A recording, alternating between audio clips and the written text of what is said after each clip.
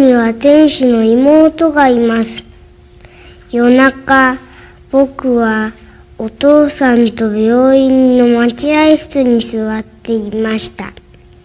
隣にいるお父さんは少し怖い顔をしています。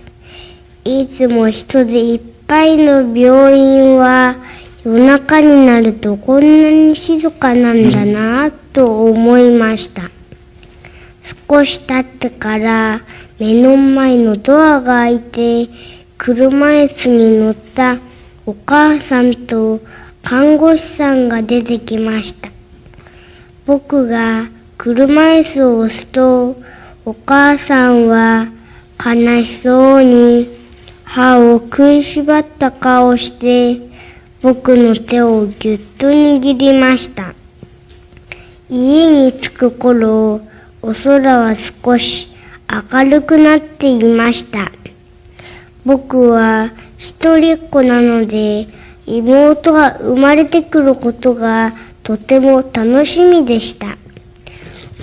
お母さんのお腹に妹が来たと聞いてから、毎日ぬいぐるみでおむつ替えの練習をしたり、妹の名前を考えたりして過ごしました。ご飯を食べたり、おしゃべりしたり、笑ったり、公園で遊んだり、テレビを見たり、今まで3人でしていたことを、これからは4人でするんだなぁと思っていました。でも、春休みの終わり、トイレでぐったりしながら泣いているお母さんを見て、これからも3人なのかもしれないと思いました。寂しくて悲しかったけど、それを言ったらお父さんとお母さんが困ると思って言えませんでした。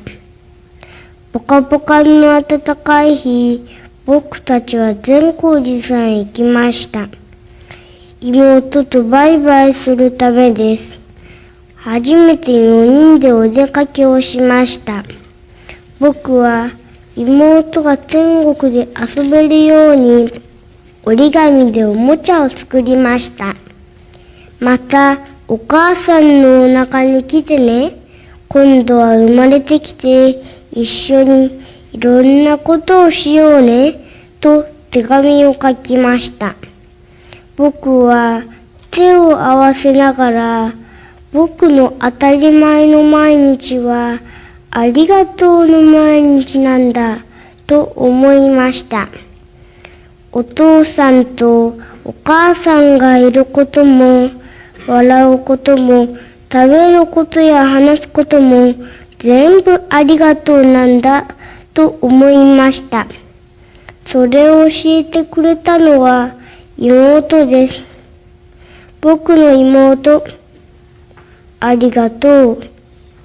お父さん、お母さん、ありがとう。生きていること、ありがとう。僕には天使の妹がいます。大事な大事な妹がいます。